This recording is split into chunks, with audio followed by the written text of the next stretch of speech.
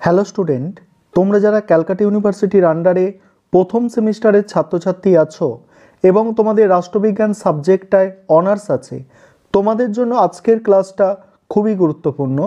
আজকের ক্লাসে তোমাদের CC1 পেপার থেকে একটি গুরুত্বপূর্ণ বড় প্রশ্নের উত্তর নিয়ে আলোচনা করব। প্রশ্নটা তোমাদের 10 নম্বর বা 20 নম্বরে পরীক্ষায় আসতে পারে। প্রশ্নটা কি আছে? প্রশ্নটা আছে স্বাধীনতা সম্পর্কে জন স্টুয়ার্ট মিলের ধারণা। প্রথমে তোমাদের একটা ইন্ট্রোডাকশন অর্থাৎ ভূমিকা লিখতে হবে। সেখানে কি লিখবে দেখো, রাষ্ট্রচিন্তার ইতিহাসে ফরাসি দার্শনিক মিল 19বিংশ শতাব্দীতে তার রাষ্ট্র সম্পর্কিত চিন্তাভাবনার কাঠামো গড়ে তোলেন। তার দুটি বিখ্যাত গ্রন্থ, সিস্টেম অফ লজিক যেটা ছিল 1843, আরেকটা হচ্ছে অন লিবার্টি 1859। মিলের সমগ্র রাষ্ট্রচিন্তার অন্যতম গুরুত্বপূর্ণ বিষয় হলো তার স্বাধীনতার ধারণা। কি বলা হচ্ছে দেখো, মিলের মতে স্বাধীনতা, মিলের রাষ্ট্রচিন্তার একটি গুরুত্বপূর্ণ দিক হলো তার স্বাধীনতা সংক্রান্ত তত্ত্ব। তাকে এইরূপ তত্ত্বের অন্যতম প্রবক্তা রূপে চিহ্নিত করা হয়, কারণ স্বাধীনতা ও ব্যক্তিত্ব বিকাশের জন্য এতটা জোরালো আবেদন তার আগে অন্য কেউ এইরূপ সুসংবদ্ধভাবে উপস্থাপন করেননি। মিল দুদিক থেকে তার স্বাধীনতার ধারণা ব্যাখ্যা বিশ্লেষণ করেছেন। যেমন স্বাধীনতার প্রথম সংজ্ঞা, মিলের মতে স্বাধীনতা হলো নিজের ওপর এবং নিজের দেহ ও মনের ওপর ব্যক্তির সার্বভৌমিকতা। এর দ্বারা মিল বোঝাতে চেয়েছেন যে নিজ বিবেচনা অনুযায়ী নিজের মঙ্গল সাধনের প্রচেষ্টার মধ্যেই ব্যক্তির প্রকৃত স্বাধীনতার প্রকাশ ঘটে। মিল বলেছেন যে এই স্বাধীন জীবনযাপনে রাষ্ট্রীয় হস্তক্ষেপ মোটেই কাম্য নয়। রাষ্ট্রীয় কর্তৃপক্ষ একমাত্র তখনই ব্যক্তির স্বাধীনতাকে নিয়ন্ত্রণ করতে পারবে যখন এই ব্যক্তির স্বাধীন কার্যকলাপ সমাজের অন্যান্য ব্যক্তির স্বাধীনতা লাভের পথে প্রতিবন্ধক হয়ে দাঁড়াবে, অন্যথায় নয়। এই প্রসঙ্গে মিল ব্যক্তির কার্যাবলীকে আত্মকেন্দ্রিক এবং পরকেন্দ্রিক এই দুই ভাগে ভাগ করেছেন। আত্মকেন্দ্রিক বা নিজ স্বার্থ সংক্রান্ত কার্যাবলীর মধ্যে ব্যক্তির স্বাধীনতা অবাধ বা চরম।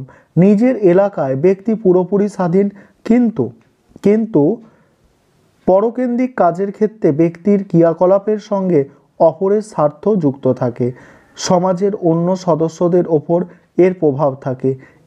তাই এক্ষেত্রে রাষ্ট্রীয় হস্তক্ষেপের কিছু যৌক্তিকতা আছে বলে মিল মনে করেছেন। তারপর দেখো স্বাধীনতার দ্বিতীয় সংজ্ঞা। স্বাধীনতা সম্পর্কে মিল প্রদত্ত দ্বিতীয় সংজ্ঞাটি প্রথম সংজ্ঞার থেকে কিছুটা পৃথক।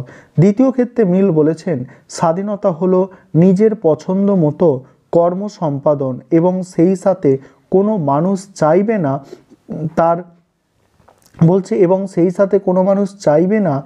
চাইবে না সেতু ভেঙে নদীর মধ্যে পড়ে যেতে।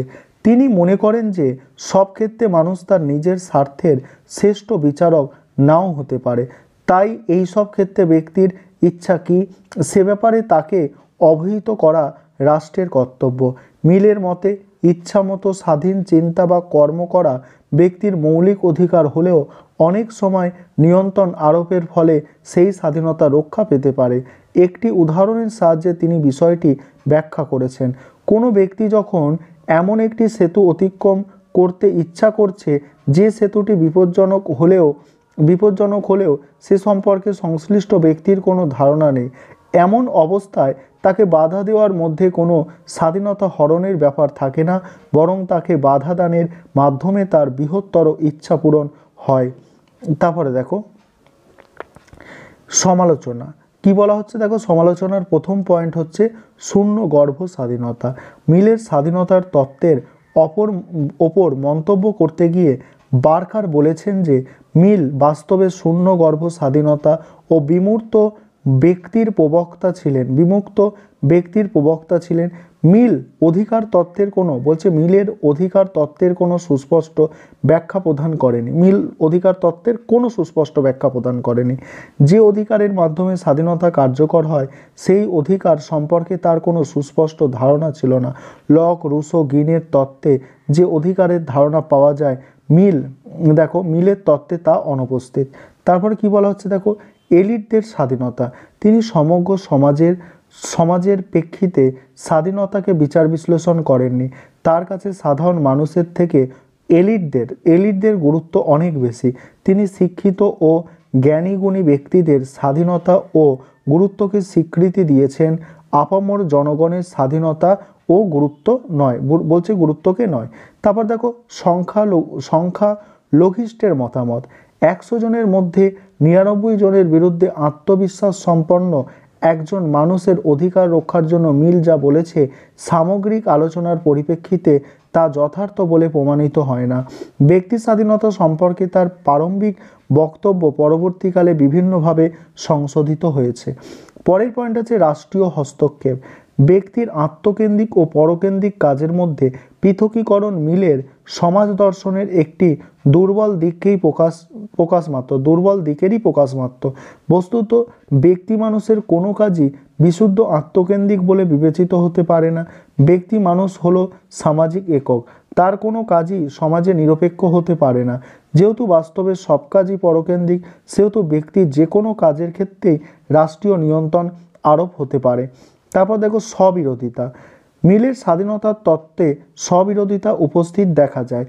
একদিকে তিনি ব্যক্তি স্বাধীনতার উপর রাষ্ট্রীয় নিয়ন্ত্রণ আরোপের বিরোধিতা করেছেন, অন্যদিকে তিনি আবার রাষ্ট্রীয় নিয়ন্ত্রণের কথা বলেছেন। তারপরে কি বলা হচ্ছে দেখো, মূল্যায়নে কি বলা হচ্ছে দেখো, উপরিক্ত সমালোচনা থাকার সত্ত্বেও মিলের স্বাধীনতা তত্ত্বের গুরুত্বকে কোনোভাবেই অস্বীকার করা যায় না।